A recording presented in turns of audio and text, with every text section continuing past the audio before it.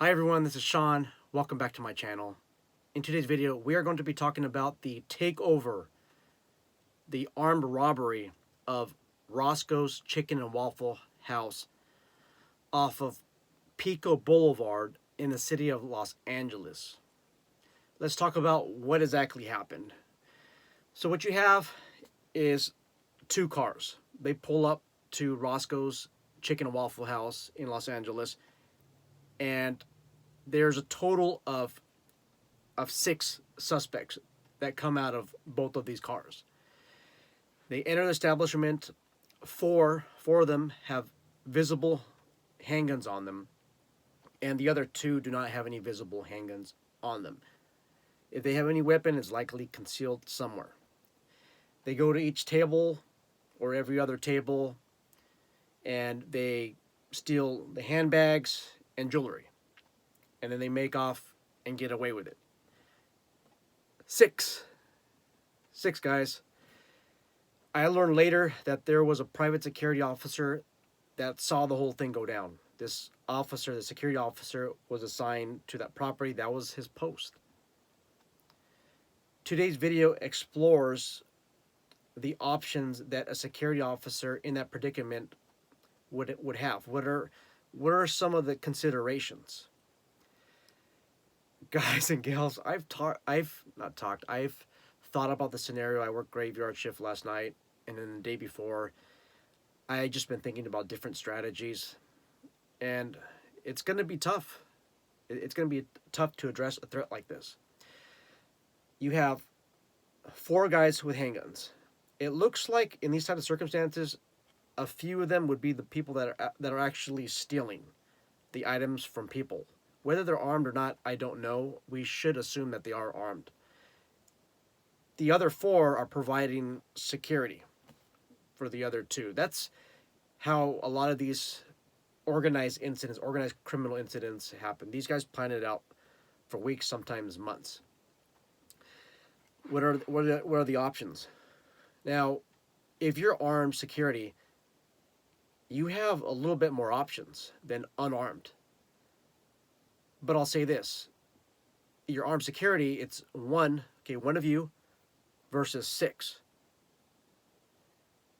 There's a mathematical issue there, ladies and gentlemen.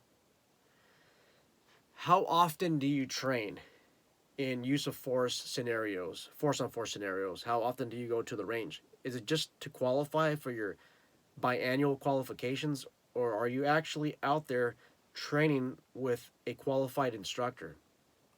That's my question to you. Now, you guys who have been watching me for a while, you know that I'm a post-certified instructor. I am licensed to teach peace officers in the entire state of California, and I do that. I also teach at the police academy as well. I'm one of the firearms instructors. I'm on the firearm cadre there. For a law enforcement agency, I am on the range master staff, and I'm also a licensed BSIS instructor. That stands for Bureau of Security Investigative Services. I'm qualified to qualify armed private security officers in California.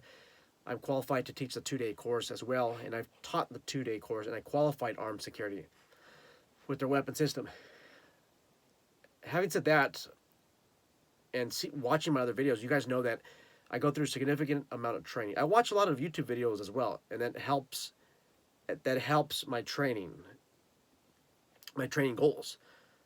But I'm not just watching videos. I'm actually out there going to good firearms courses out there and training with other qualified instructors. I feel comfortable taking out one of these guys, these bandits. For two, if I have to take out two, that's a bit challenging, you guys.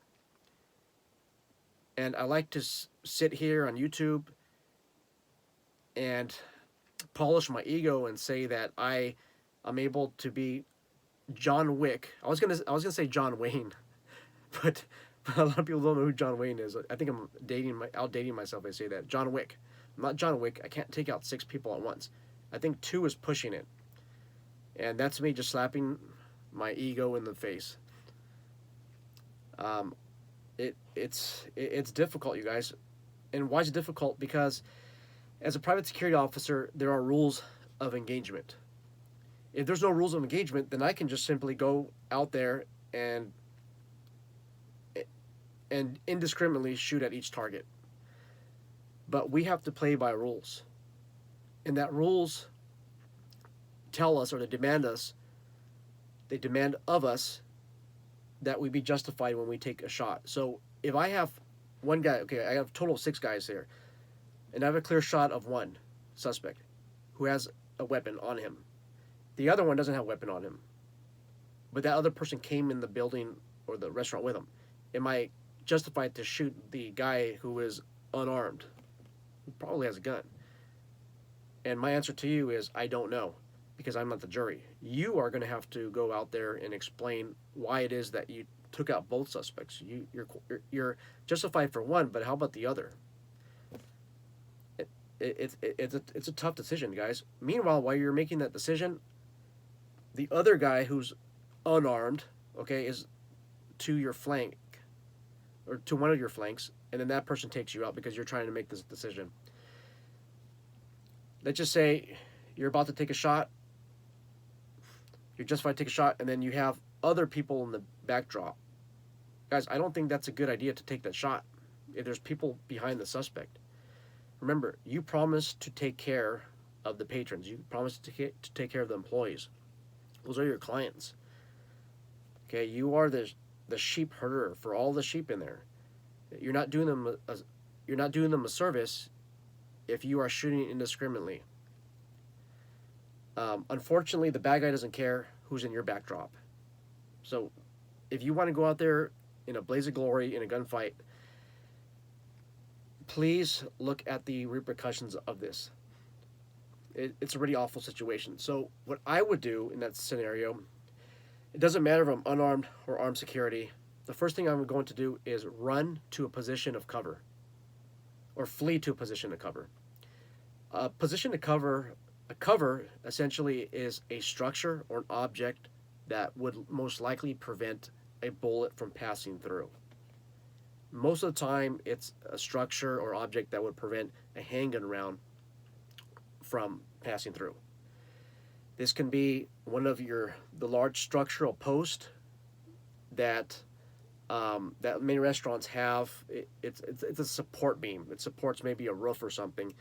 But you have those all over a lot of restaurants. Most of the time they provide decent cover. So at least go to that before going to another position of cover. Now, if you are able to, I would just book it, guys. Now, when you run away, don't run directly in the path of where the muzzle is most likely to go. So if I'm going to run, I'm going to run most likely left to right, because it would require the suspects to do this if they want to hit you. Now, if you're running just straight in front of them, okay, then all they have to do is just maybe lower their sight picture if they're even concentrating on their sights. Probably not, or put it up. But that's it. So what is harder, this or this? So if you can, do that. Now, if you can get faster away just running straight, I don't think that's necessarily a bad idea as well. And when you're running away, I don't believe that you're a coward. If some of you are concerned about that, because what you're doing is you're taking a tactical position so that you can call 911. You can call the police. Security officer for Roscoe's. This is the address. We have an armed robbery takeover. 4 suspects have guns. Two of them came with them, and here's a description. I need an officer here right now. And from a safe distance, you can call out your observations.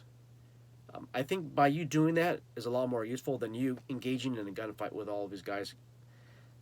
Remember, I gave you some of my qualifications. I feel comfortable taking out 1. 2 is going to be a challenge. I'm not John Wick. The Sean in me tells me that I'm John Wick and I could take out all 6, even when they are moving in and out out of pedestrian traffic. That's what the John Wick in me tells me. But the other part of me tells me, no, that's not going to work. So there's no shame, guys, in taking cover. As a law enforcement officer, unfortunately, I can't just run away and observe and report. I can wait for backup, But I am more pressed, just like a member of the military, to engage with these people. And if they're fleeing the scene, I'm more obligated to follow them as a law enforcement officer. So those of you who are thinking about a career in law enforcement, remember that that's the main difference. The security, observe and report from a safe distance. Police, well, you go to a position of cover, but you're pursuing these people, guys. Doesn't matter if they're dangerous or not.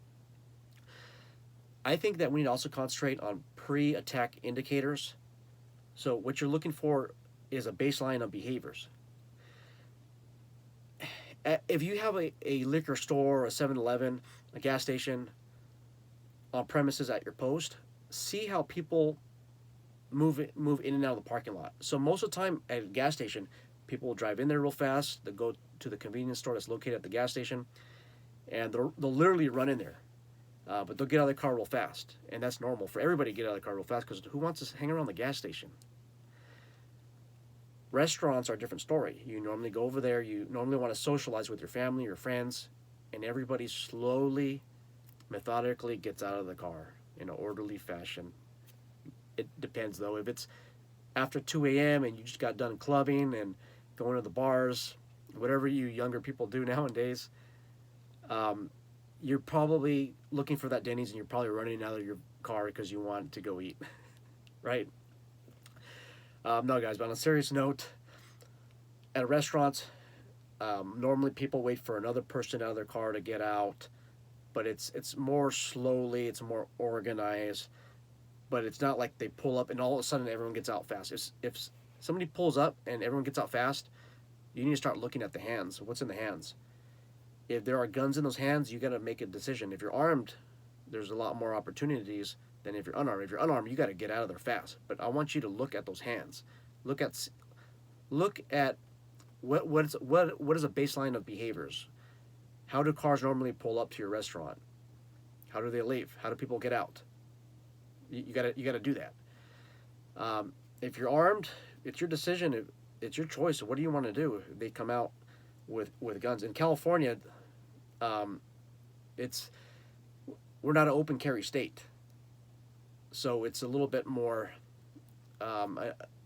It's an anomaly, though, in California when somebody gets out with the guns. Some places, I think like Texas and Tennessee, those are open carry states, and there's some other open carry states. It's normal for somebody to have a gun. Now, obviously, it depends on how they're holding it. Depends on the entire context. So just think, what would you do? You're damned if you do, you're damned if you don't. If you wait to take the shot, well, then you're going to be overwhelmed by 6 guys. I still think that it's a better idea to, when you see something like that, they pull up real fast and all of a sudden everyone gets out to start going to a position of cover. And actually, when they start coming to a parking lot hot, that's when I start slowly, maybe speed walking to a position of cover, just in case. So these are my observations, guys. I have a lot of senior people who watch this channel, senior security officers, and I'm looking for you guys' input. And I have a lot of experienced members of the military and law enforcement that watch this channel. They have a lot more experience than I do in some of these tactical decision-making events. So let me know what you guys think. What's the best way? What's the best course of action? Take care.